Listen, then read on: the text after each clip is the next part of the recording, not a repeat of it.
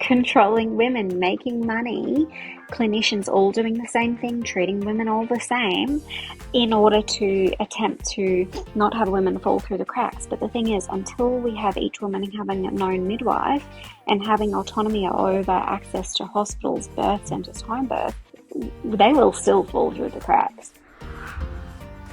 Welcome to the Jess Ngaheu podcast, where we delve into the heart of extraordinary stories, resilience, adversity, advocacy, and so much more. But I'm your host, Jess Ngaheu.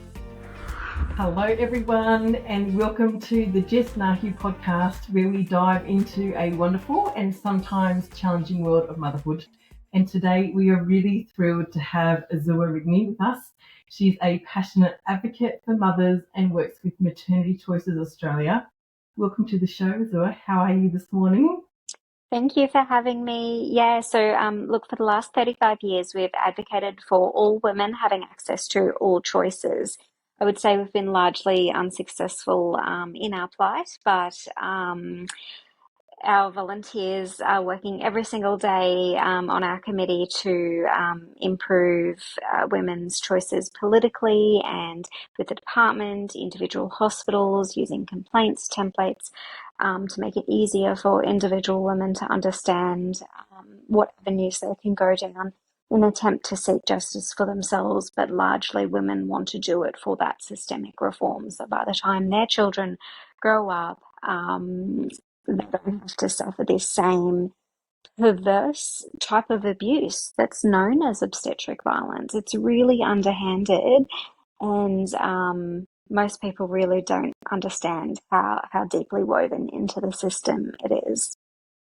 It's really scary, like just hearing, those words. I think, obstetric abuse, like that, to hear those words and try to even understand that is happening to women just blows my mind. Oh, Yeah. absolutely. And the fact that there's even research articles around, there's fingers being placed in women's bum holes without their consent, without any evidence, and that policies still write this, this procedure is still written into policies, and it's still being done. It's not being recorded in any way. Women will complain about it. The clinicians barely get a slap on the wrist because they are following their hospital, their employer's policy. I often see on social media women say, oh, well, they're not going there to do harm to me. And I'm like, but if they're going to choose to harm you or be able to put food on the table for their children and their families, they're going to just follow whatever their employer is saying to do. Whenever we write to these hospitals, they'll often respond saying, say during COVID, we're writing saying, look, you really do need to offer women to support people at minimum, for cultural needs, for disability needs, for mental health, anxiety type needs, as well as, we know the research is clear, it improves outcomes when women have autonomy over who is in continuous care. And they wrote back saying, oh, we've really got to put the safety of our staff first. The woman's safety and the baby safety was like the last priority that these hospitals all mentioned. And also in Australia, due to our legal system, we have a really fetus-centric, baby-centric health system where, most clinicians, Beck Jenkins did a paper in 2013, most clinicians really don't understand their legal obligations. However, it's the legal system that drives this, okay, well, let's do what we can to save the baby at all costs phenomenon, regardless of what happens to the mum. And so therefore, 99% of mums are drugged with or without consent, increasing their risk of postnatal depression by 36%. And, the leading cause of unexpected stillbirth is substandard clinical care. So in fact, we've got clinicians actually harming babies at higher rates than just babies just dying. And I think that's really, really something we need to draw attention to. It truly is, even hearing the statistics is, again, mind-blowing. Like, I just can't understand how this can be happening within our systems where it is their duty of care to take care of women, but, doing certain things when they haven't given their consent. And, with the COVID, with people not having enough support people with them in that room to have that autonomy is just like absolutely crazy. Can I ask you, like, what are the main goals, say, you're aiming for within Queensland? Yeah, and I wonder if I could just quickly talk about federal goals first and then dive down into Queensland. So, last year there was a Senate inquiry into reproductive rights, and it was a bit touch and go there for a while. Maternity actually just wasn't even written into it at all, which is really disappointing. There is just so much focus on termination of pregnancy, endometriosis, and these are important issues. However, maternity is the largest service user group. It's the department's biggest spend. Yeah. It's got the most near misses, the most complaints, the most insurance payouts. It's always maternity that, in my opinion, needs the most focus but receives the least. And that's not even just the healthcare system and the political system. That's even within mainstream feminists in Australia. It's like they don't understand, or they want to push down on matricentric feminism to be able to push around, abortion rights and returning to work. And like I said, these are important issues. However, we really need to think about that woman's whole life cycle and the impacts that poor maternity care play on not just the mother, but the baby. And considering that dyad in policy, I can hand on heart say it's just really not well done at all. And I would say it's done on purpose. This is industry specifically lobbying decision makers for their own vested financial interests. It really is perverse. Right? Like I was even like, for example, I was looking at the ASIC report. So that's like the Australian Securities and Investment Commission report on how superannuation insurance is paid out when someone is totally permanently impaired or Yeah. disabled through an injury or accident. Um, and looking at it, the way that they have really low rates of payouts, really different policies across each sort of product from each service, like each of your superannuation companies, and some of them would only pay what you were earning at that time of injury. So most women, say, will go on maternity leave at 38 weeks. Say most women will give birth at 41 weeks. Therefore, they're not earning any income at that time because they're on maternity leave. So therefore, they don't get that payout. And secondly, hardly any of these organisations consider the domestic load. And so again, even if a woman had the doctor and the psychiatrist and everyone writing her off as TPI or TPD after receiving like a postnatal depression or PTSD diagnosis, and they are hard to get, mind you, especially for childbirth related injuries, because we have this perception that it's PTSD from war, and yet so many of those same things are linked to lack of bodily autonomy in childbirth, those feelings of being violated and how can I ever come back from this. Anyway, I'm getting a little bit off topic, but yeah, so in summary, they don't consider that domestic load, the household load, the looking after the children in those economic payments, and we certainly don't consider breastfeeding, for example, as a economic indicator, and so that's why we only have 5% of Australian women meeting those World Health Organization recommendations. And yet the cost savings would be phenomenal if we just gave each woman a known midwife, just to improve the breastfeeding rates. That would be substantial, but also to reduce these economic costs, women not being able to return to work, not being able to do what they need to in the home, looking after the children so that they have those, best outcomes. The partners sexually assaulting the women after they'd seen a doctor assaulting the woman in a hospital in childbirth. I have had reports from a doula stating after the doctor put his hands in her bum hole then the husband went home and sodomized her because he thought, well, that's normal. If the doctor could do it in a room full of people, why can't I do it to my wife? She didn't have a voice there, therefore that domestic assault Like was normalized. this has got to stop. Like this has gone too far. Like seeing like abuse within, like when a woman is giving birth to a baby and then continuing on at home because they've seen something and think that that's okay. The culture, yep, absolutely, it has to stop. This is insane.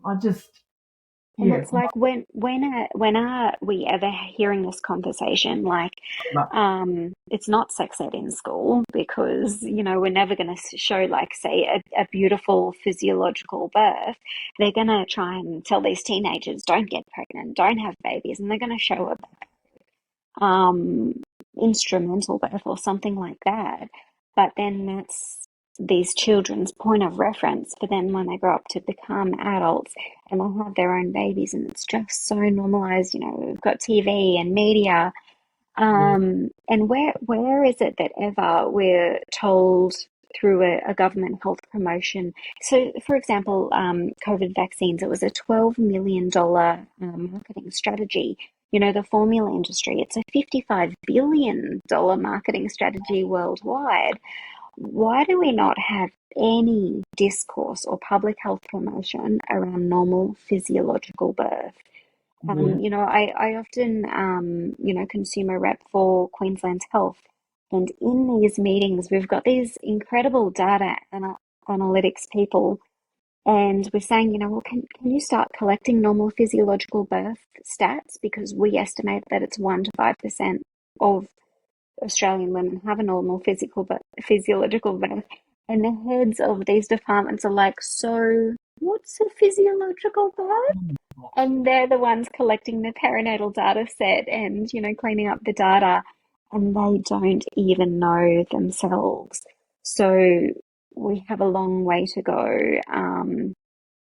And, consumer reps often will be scared to talk about this sort of thing because they will fear that then they won't get put on another committee because they've brought it up or they've talked publicly about what's happened.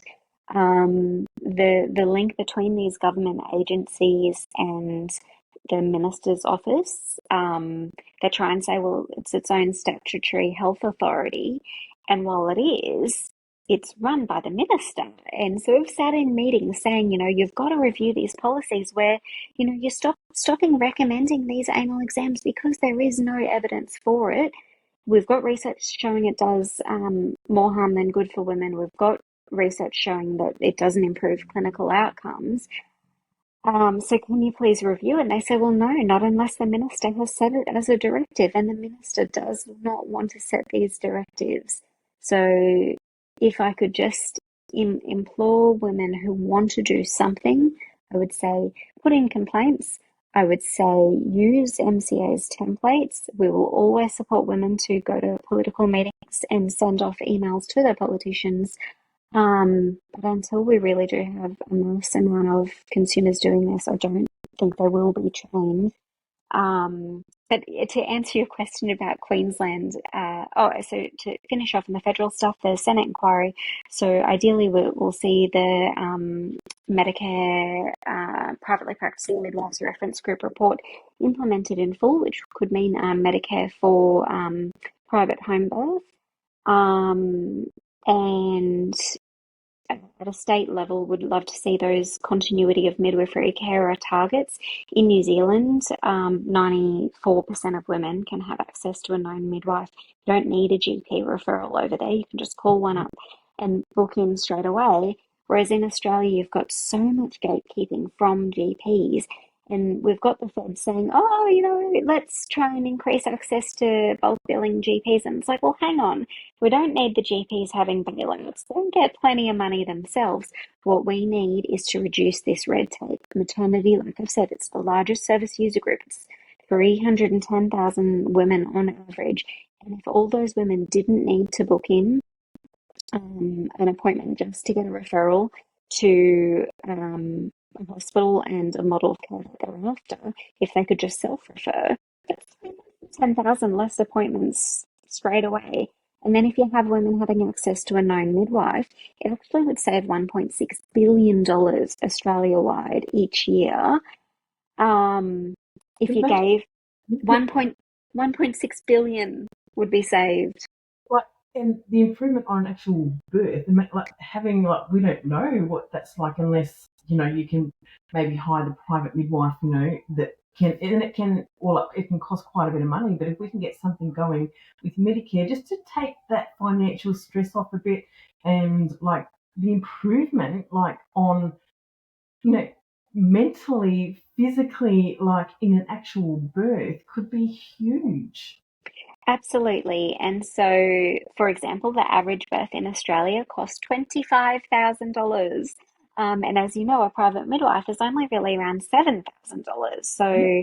it really is a huge cost saving. But even in the public system, like public MGP, even that saves $5,802 per birth. Oh no, Yeah. $5,208 per birth. Mm. Um, and so there's a lot of ways we can save money and improve those clinical and emotional outcomes for mothers and babies. It would reduce NICU costs, and on average, a NICU visit is $182,000. So if you're not having your NICUs full, how are hospitals making money? Hospitals are designed to make money, even public hospitals. So the more money a hospital makes, the more their CEO is paid. That's crazy. So that's why we have 22% of babies in NICU right now. Not because they need to be, but because policy is making them go there. And I understand, how that's happened, and largely it's through medical negligence claims. So in Queensland, we've got very narrow medical negligence laws, but because they've said, oh, well, you didn't send my baby to NICU quick enough, therefore my baby, died or had cerebral palsy, these very sad stories, we are now putting healthy babies into NICU unnecessarily, separating them from their mum, reducing those breastfeeding rates. God knows what is happening to mental health for those dyads, but then also a 49% induction rate. We know induction increases respiratory distress for babies. Sorry, like 49% induction rate. In Australia, yeah. Oh my God. And I mean, and the reasoning for most inductions, what would that be? What, baby is a little bit big, or Yeah, something and like those lines? gestational diabetes, and there's such Yeah. unwarranted variance around it. Gestational diabetes, often it'll be purely based on policy and timeframes, and yet we know women have varying period cycle lengths, and so why could they not have varying gestational lengths? Often there'll be pressure, especially if she's Aboriginal and Torres Strait Islander, if she lives in a rural location, culturally and linguistically diverse, migrants, refugees. There is systemic racism going on, and these policies support it. If a woman has high BMI, the fat shaming, it's unbelievable. The way that like data is captured and that research is done, and it's not just Australia, it's worldwide. But there is so much bias. It's not that women with a larger BMI, their babies will have worse outcomes. It's because they are coerced into these interventions that then cause these worse outcomes. And yet women are just sold, oh, well, research shows high BMI leads to stillbirth. And so that level of coercion, it's really underhanded. And the way that policy supports that, something I really want to tell you is that there was a systematic review of RCOG guidelines. So here in Australia, we have RAMSCOG. And so those green top guidelines showed that 9 to 12% of policies were based on level 1 evidence. So that's the highest grade of evidence we can have. 40 to 50% were based on some evidence, and 50% was based on no evidence at all. So what's the point?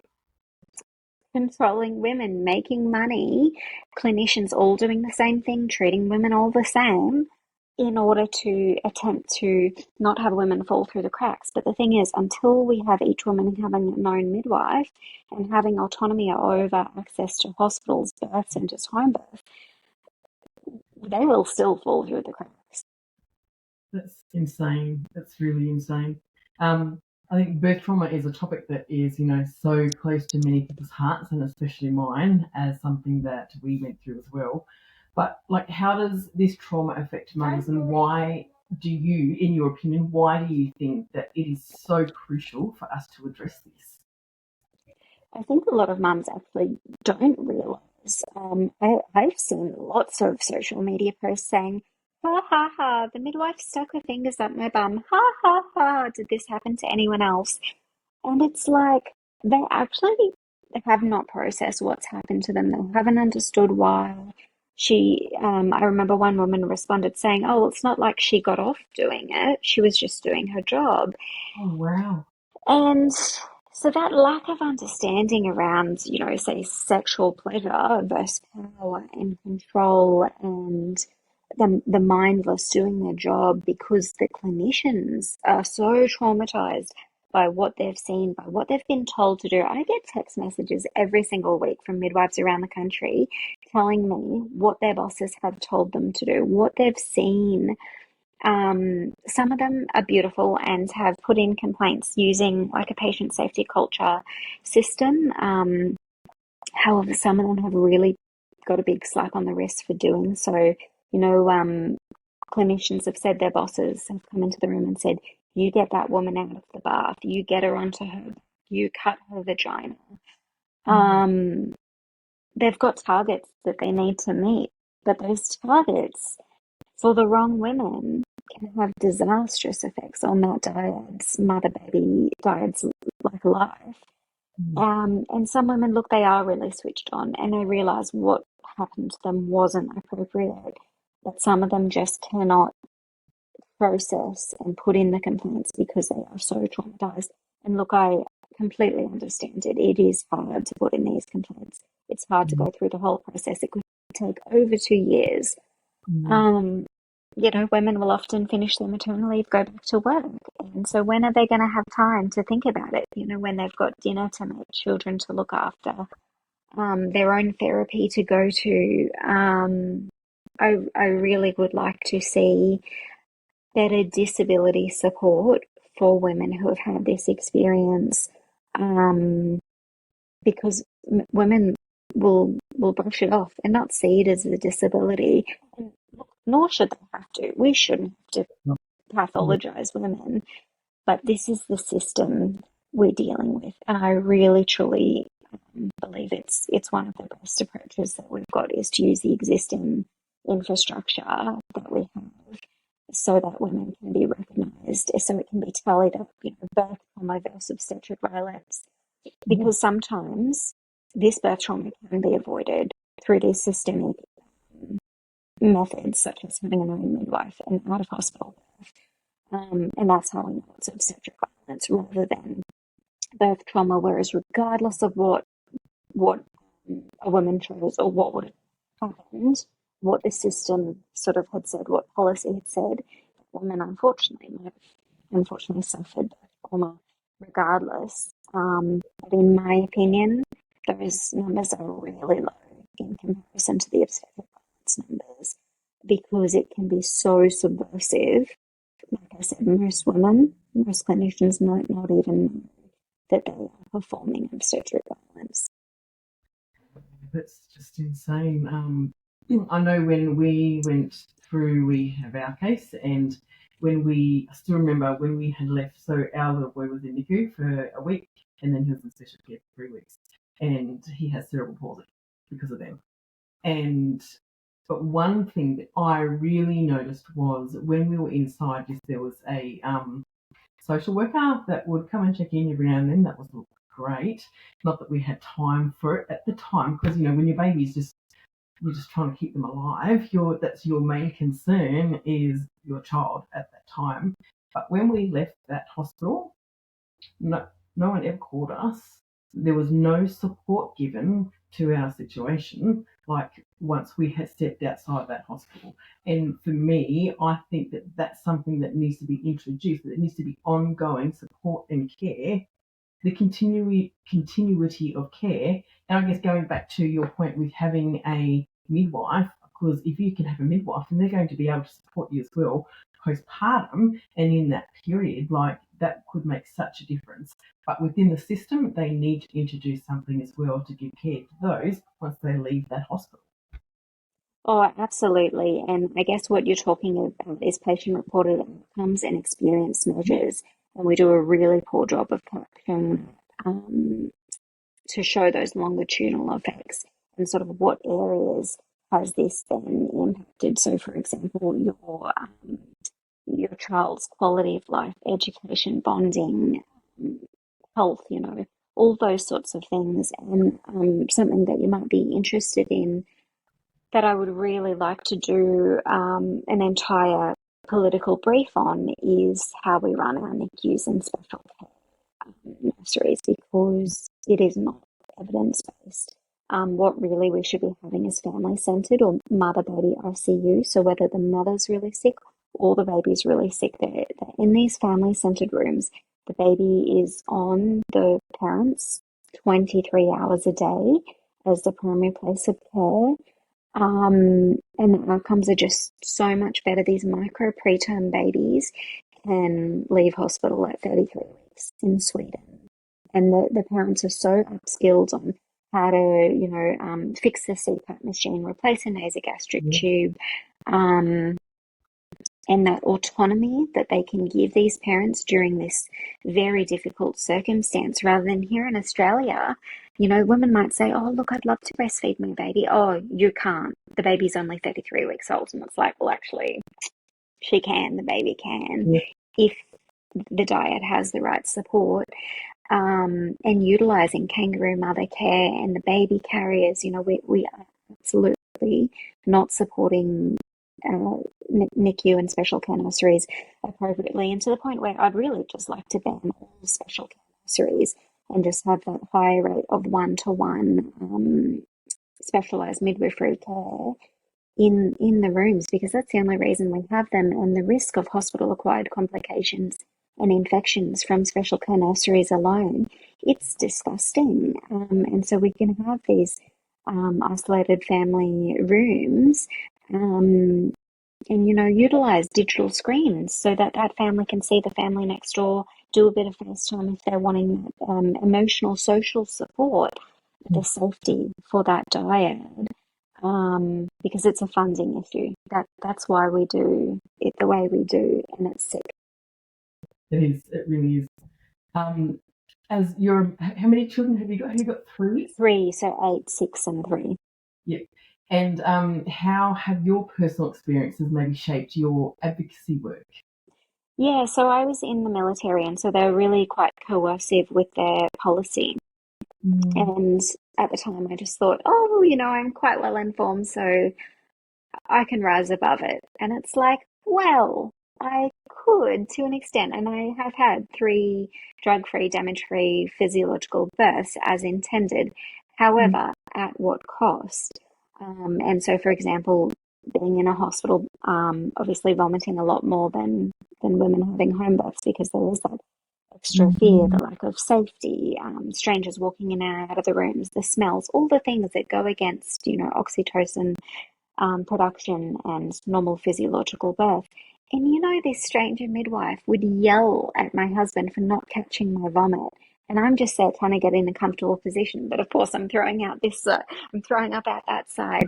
And I just thought, wow, that's pretty wholly inappropriate when I am pushing a baby out of my body. And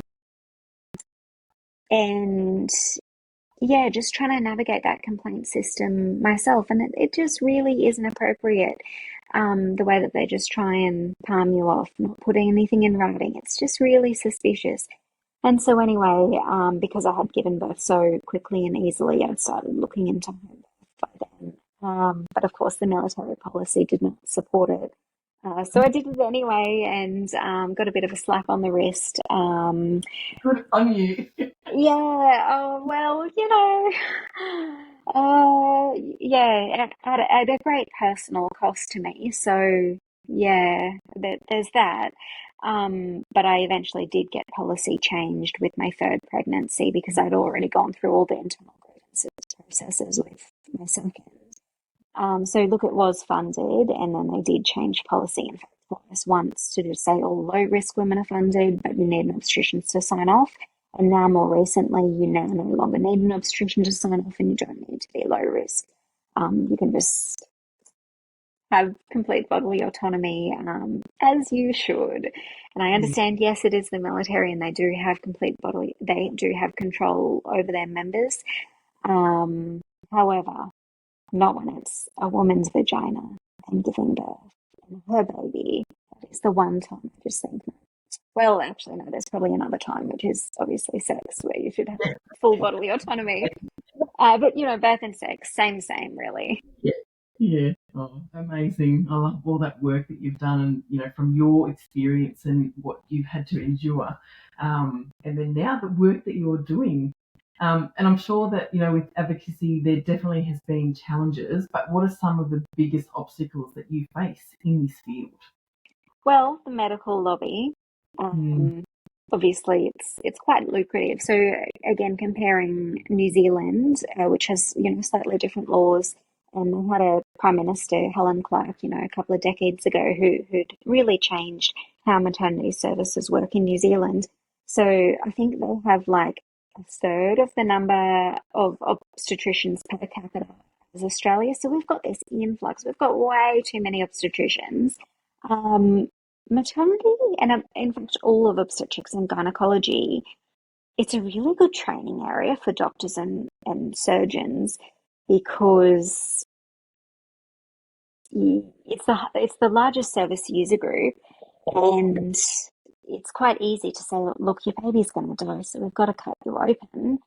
The World Health Organization states that the C-section is the largest, is the most performed surgery in the world. It's also the leading medical error in the world. And the hysterectomy is the second largest surgery in the world. And it's the second largest medical error in the world. And so when I think about those stats, I think, oh, what have they got in common? It's only done to women. Obstetric violence is sex-based violence. It's exclusively happening to women. And so we've got another more controversial issue that has come up recently that has also started to water down the need for sex-based violence to be highlighted. And that's obviously, and I'm not saying for a second, trans men and women shouldn't have rights. They absolutely should. Absolutely should have healthcare. Hand on heart, I really do want them to have healthcare. But because of the way that the LGBTQI community have politically lobbied for their rights, and like I said, I completely understand why they have, it has then minimised women's sex-based rights. And so until we have sorted this issue out, again, women will not have rights in the birth room unless we're recognising that the discrimination is occurring based on the woman's sex. And yet in Australia, our laws are very clear, especially in Queensland. You cannot, because we have the requirement to have a comparator, because men don't give birth, women cannot make a discrimination claim because of the abuse experienced in the maternity system based on their sex.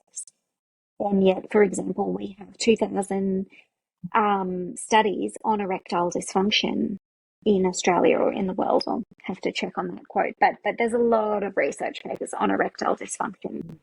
Yet we have not got a single study in the world on clitoral function following episiotomy, and yet 27% of women are sliced open into their clitoral tissue, forming permanent nerve damage in Australia's maternity system, and it gets worse, at a cost of $750 per cut that the hospitals make off women. So that's a $58 million industry is cutting into women's clitoral tissue.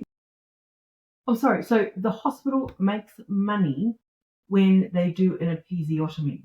So we've got an activity-based funding system. So a fee-for-service funding system means everything you do to a woman or a baby or in the wider healthcare system, everything that is done, they earn money from doing it.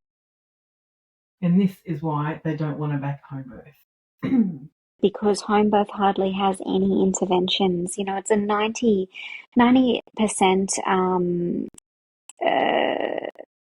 physiological birth rate, or actually, I think it's not physiological birth. I think it's a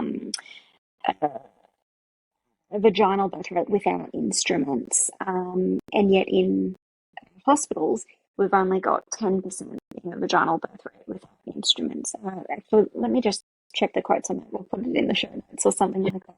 I'll link the exact research, but basically it's hospitals are very lucrative. Every layer.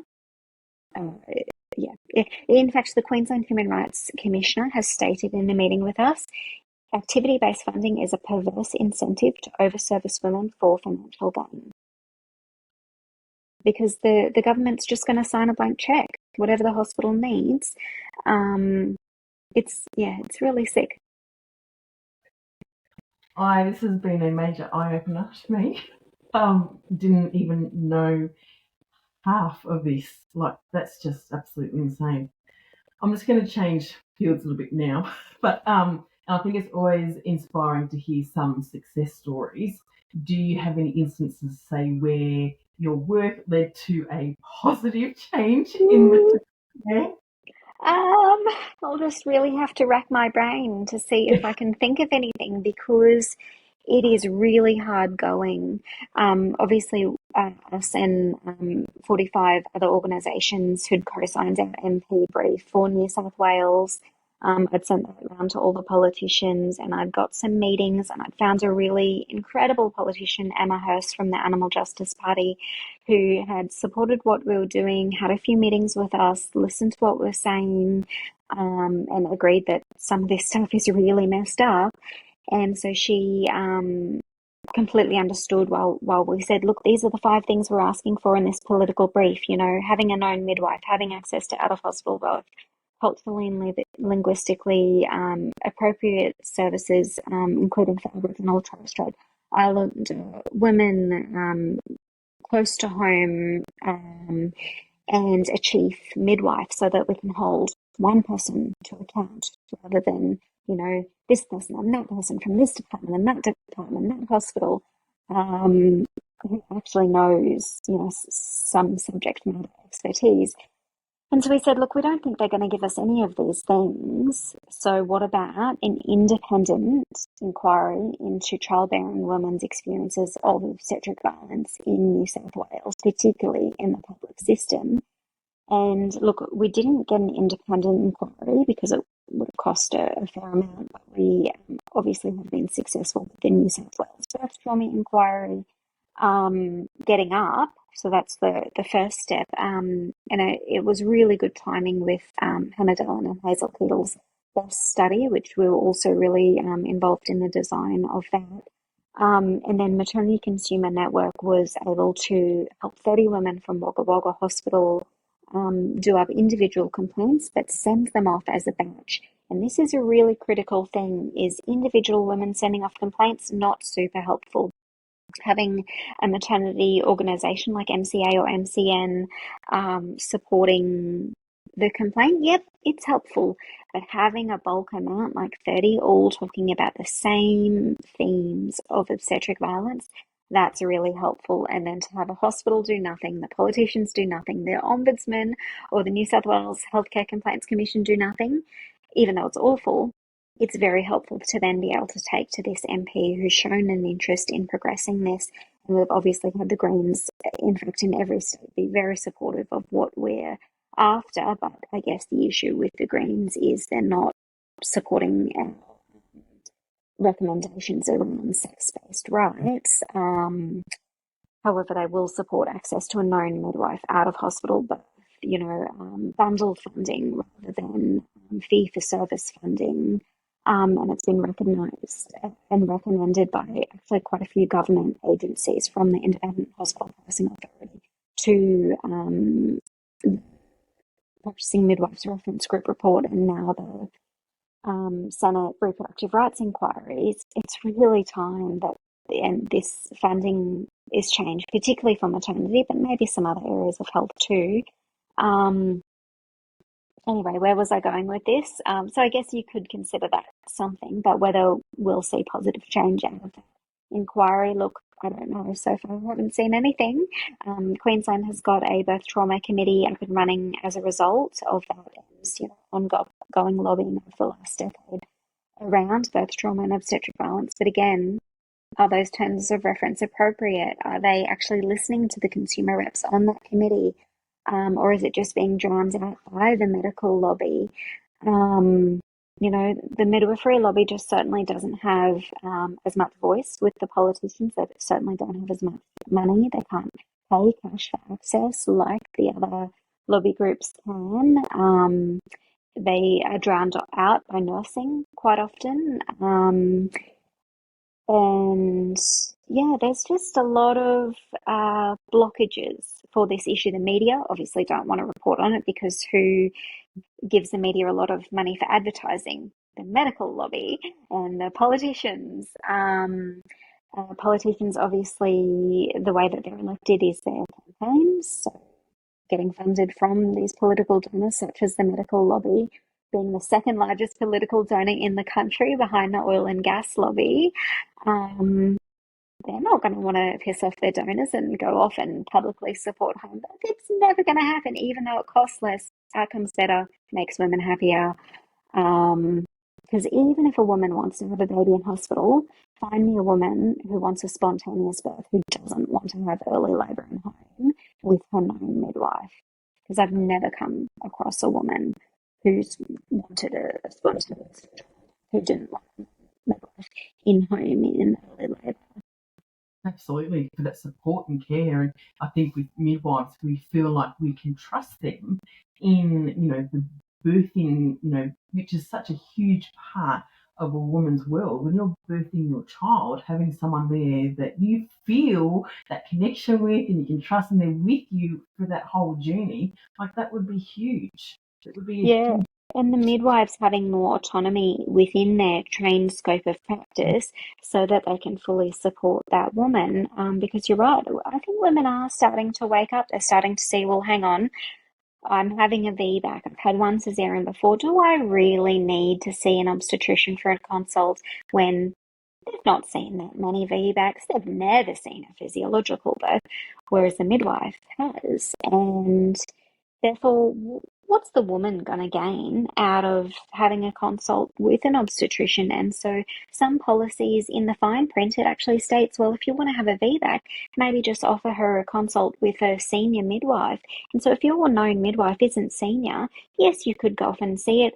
But the number one thing that I'd love to teach women is you can decline recommended, but not evidence-based maternity care. And even if it is evidence-based, like I said, there's bias in that research using the BMI example. And even if there's really good quality research, but you just don't want to see an obstetrician for whatever reason, you shouldn't have to. You can still just push the baby out of your own vagina if that's what you want.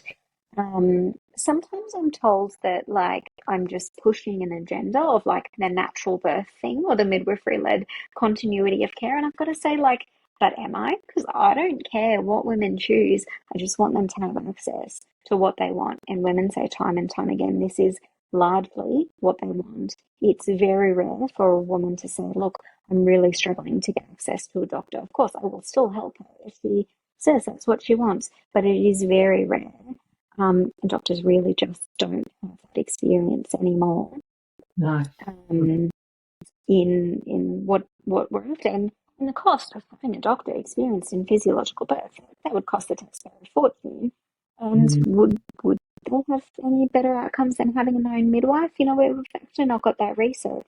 And so I just think unless we've got the research, unless women are wanting it, unless it saves the taxpayer money, then why do it? Exactly. And, I noticed, so with our, pregnancy massage, we see a lot of women. And I have been because I love having conversations with our women before, as we're preparing for their massage, and finding that there's a lot of women waking up and going, I've recently had quite a few that are birthing at home and denying, even with private midwives, and then them being still pushed to go get a scan or go get something, but they're just like, no, I'm not doing it. So it's been really good seeing people becoming more aware, I guess, of the systemic situations that are happening, and that they're not good for you. And if you just having access to your own rights, I think is number one. And if you don't want to do that, you shouldn't have to. Oh, absolutely. And yeah, we are starting to see the pressure even on the private midwives from their regulatory authorities, to the point where these midwives are scared, they're traumatized. I think over 50% of private midwives have been vexatiously reported to AHPRA. That was a study done by my Sydney midwife, Joe Hunter, who created the film Birth Time. And it's just unacceptable that these hospital executives are just constantly reporting these midwives because of that lack of understanding of what they're doing in their scope of practice, that control that they're wanting to have over the woman. They see the woman as a dollar sign. And so if that woman doesn't come into the hospital and goes elsewhere, whether it's free birth or private home birth, then that's their whole business model is then walking out the door. Exactly right.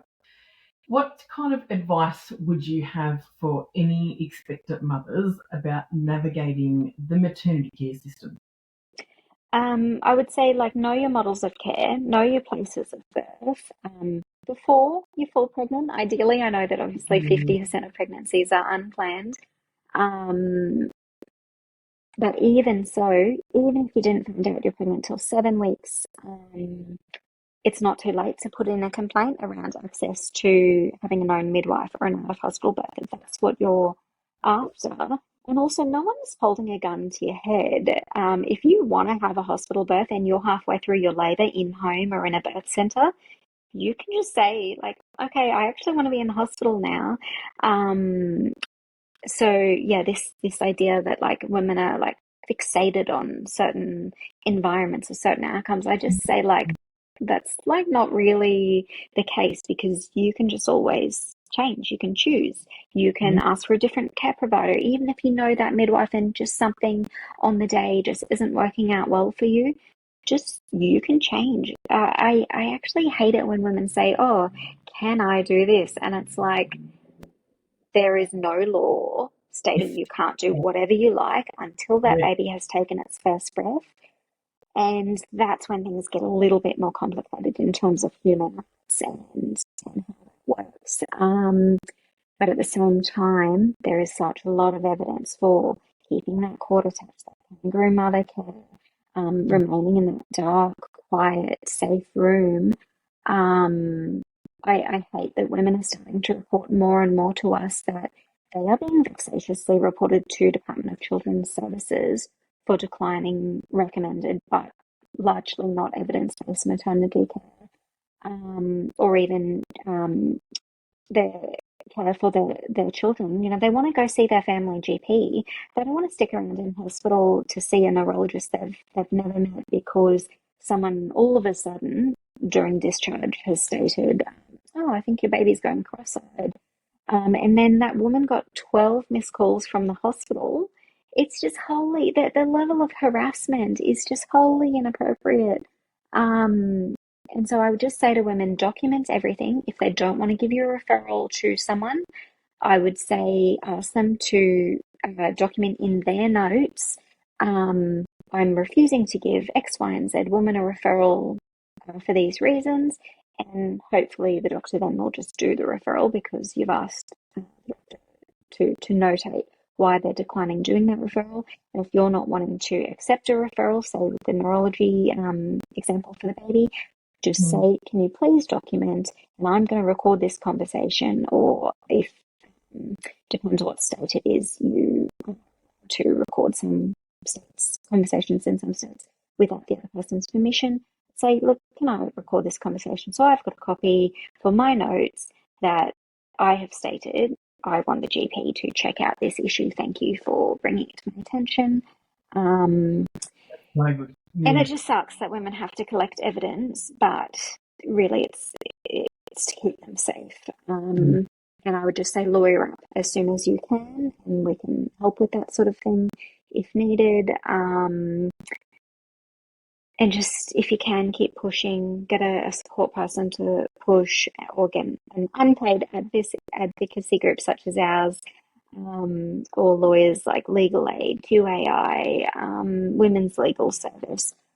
Something I really would like to see in the future is a dedicated obstetric violence clinic, so that women around Australia have one point of contact managing their case for a whole, 2 years or so, across the many different areas, from negotiations with the hospital to the ombudsman to APRA to the minister to medical negligence claims, human rights and discrimination claims, and even women are starting to do claims with the police force for assault and battery in the birth room.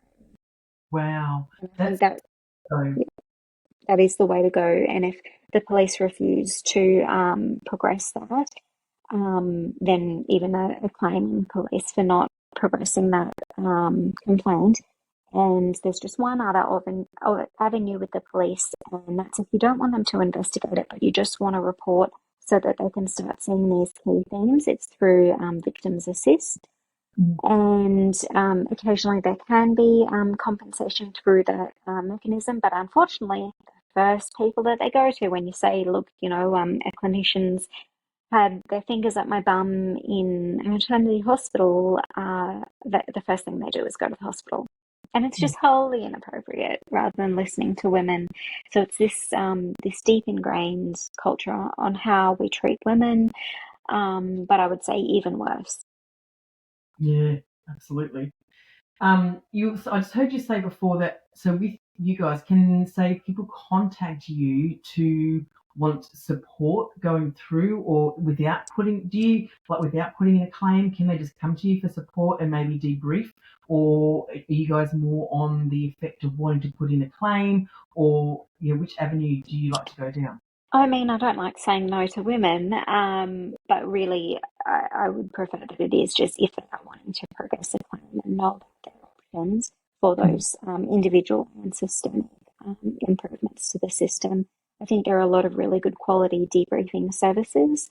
So like the Birth Council, Core and Floor Restore, birthtalk.org.au, who can do really good debriefing and understand those systemic issues.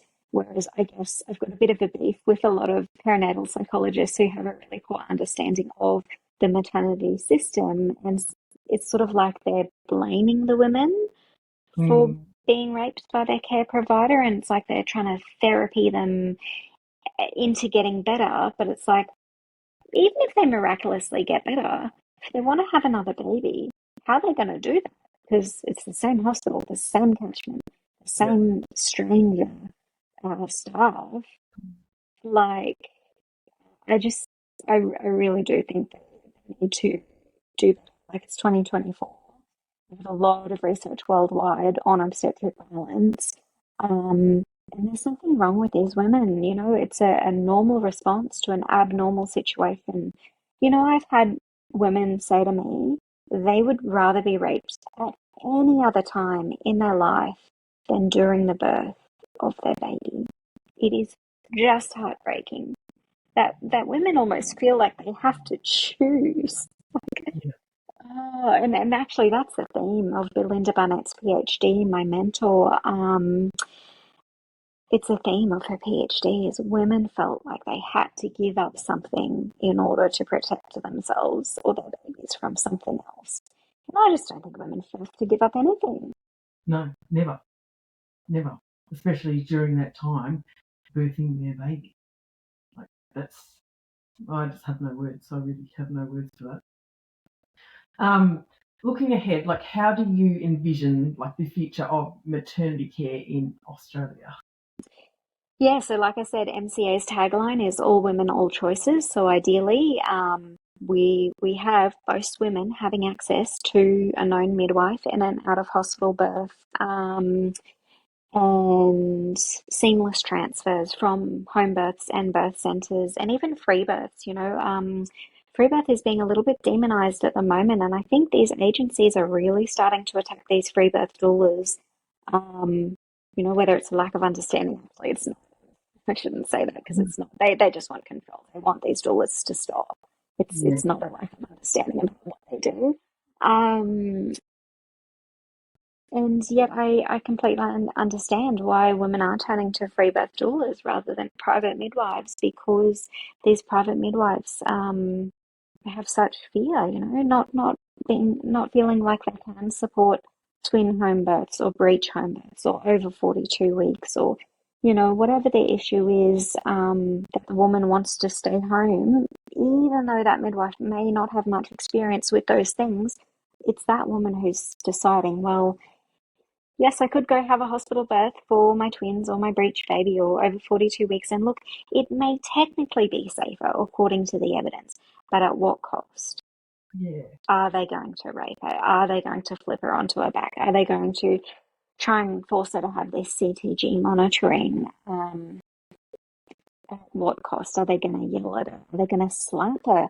I've had women tell me they've been slapped. I've had women tell me that the midwife has stood on their hands while their face was in their vomit, saying, please help me get up.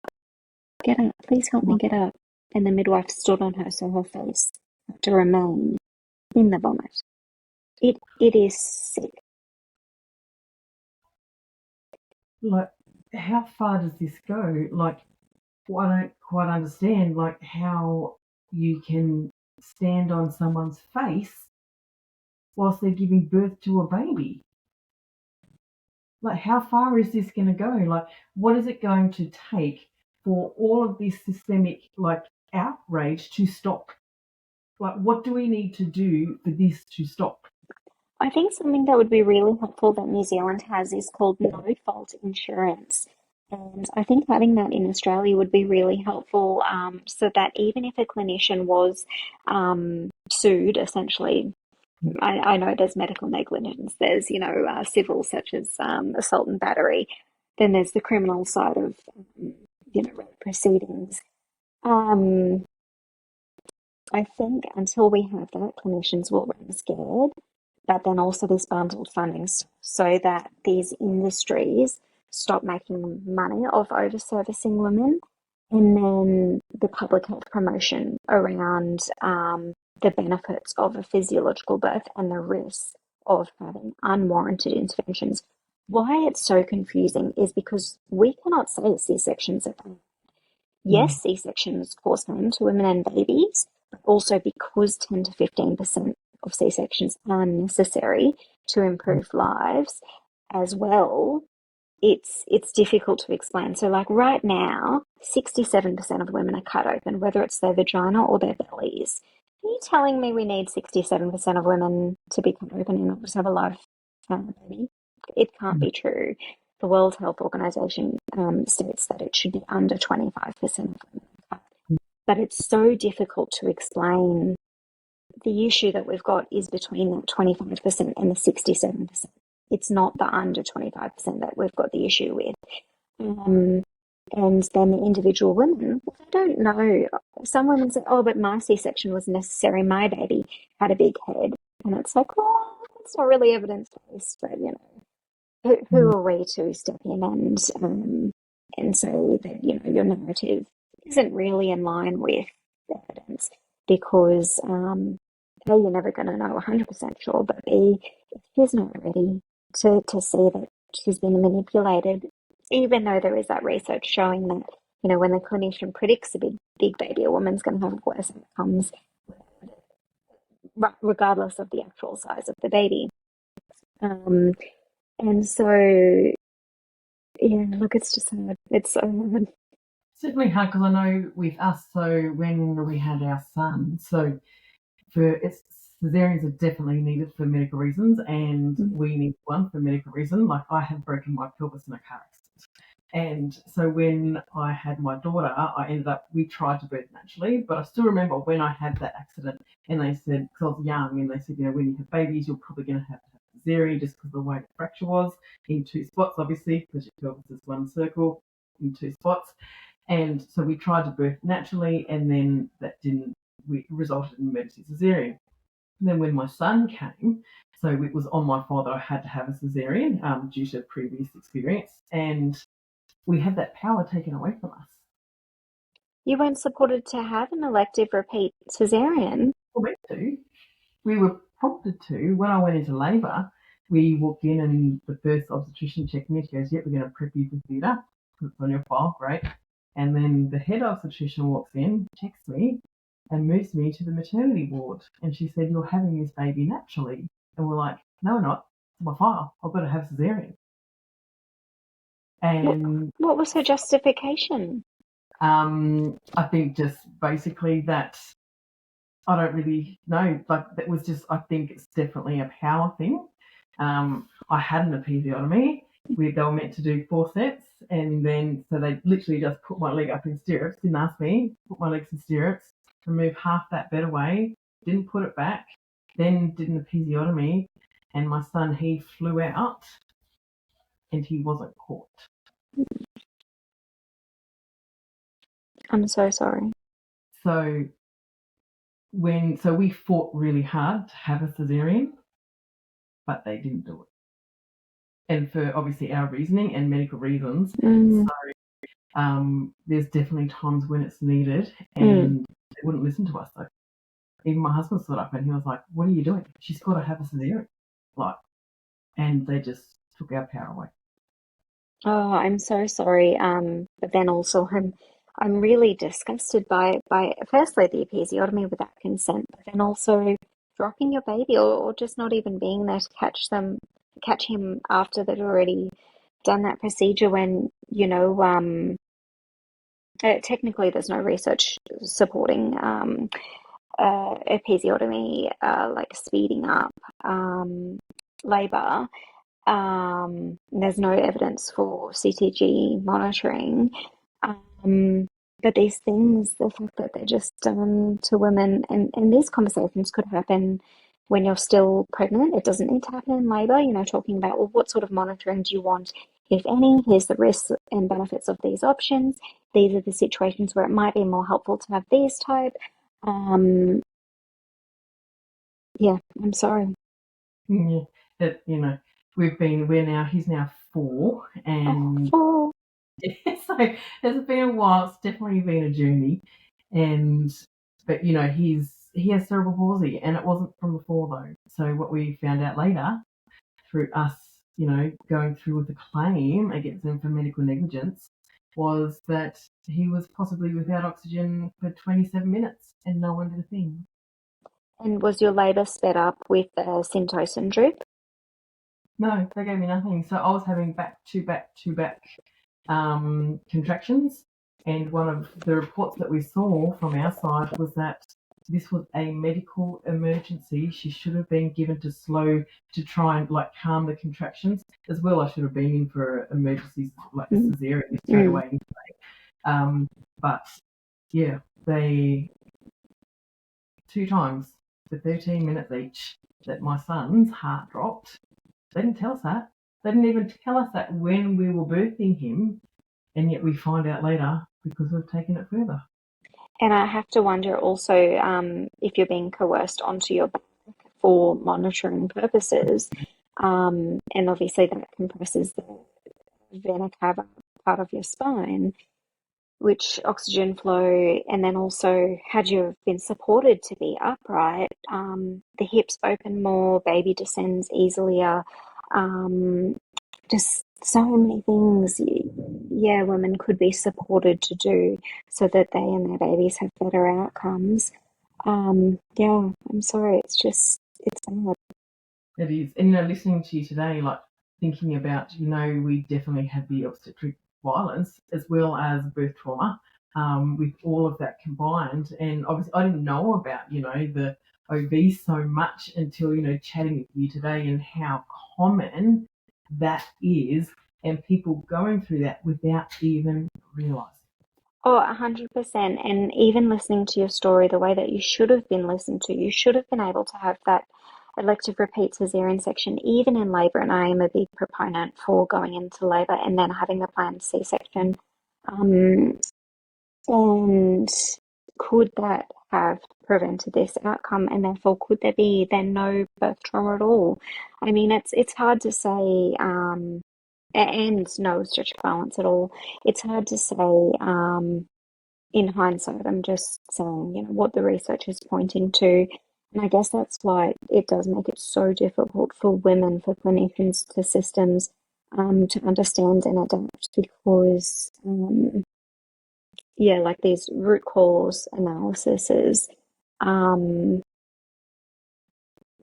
can still be variance. And I've even read coroners' reports that I've sat there and thought, it's not quite right, and haven't considered this side of the evidence or this side of the law around women's bodily autonomy. We have a long way to go. And so, let us know if you did want us to look through anything. We do have a couple of really good obstetricians and midwives who support us, and we do a lot of work with researchers. But it shouldn't be this way. You should just be able to have that one known midwife who just says, okay, I've collated all the research for you. You can read it, come up with some questions, and then come back to me. It shouldn't have to be women digging after they've had, a poor outcome. And I think the emotional outcomes need to be considered as seriously as physical poor outcomes. That's right. And I think women need to be listened to when they're giving birth because they're the ones that have experienced the pregnancy, them and their partner, husband, their support team. They have endured that whole pregnancy, 9 months and know what's going on. And when you're not listened to and have extreme circumstances happen because of that, it's absolutely insane.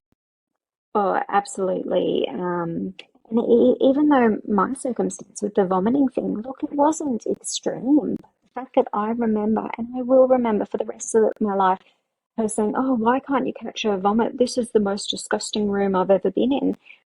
So she made me feel like I was disgusting in the birth of my first baby. Yeah. Like, I was not disgusting. No, not at all.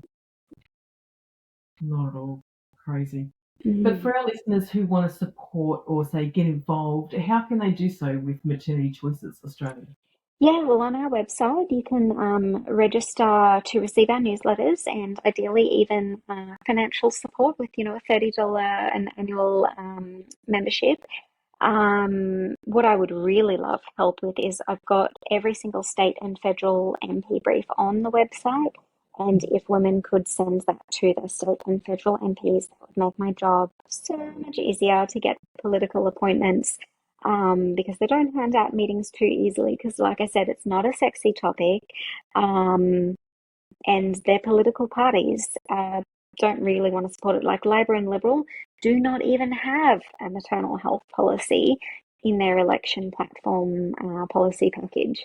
That's how much they want to avoid this issue. It's just insane, absolutely crazy. But thank you so much for joining us today and, sharing your insights and experience and everything that you've been through. And thank you for your advocacy from all of us, I think, that have given birth and have had situations happen. Having someone like you being able to advocate for us is a huge role and we are forever thankful. So thank you for everything that you do. I think I'll get some notes off you to just link down in the show notes so how we can contact you and just some referrals that you might know about the debriefing for people. I think that's a really good thing because I didn't even know that existed. So we'll put that in the notes. But to our listeners today, thank you for today. And if any of you have experienced birth trauma, you can join our Facebook group as well, which is Birth Trauma by Maternal Grounding for support, and there'll be a link in the show notes to that. And don't forget to subscribe for more conversations on motherhood. But until next time, stay empowered, and thank you so much for joining us, Azura. Thank you so much, and we will see you soon.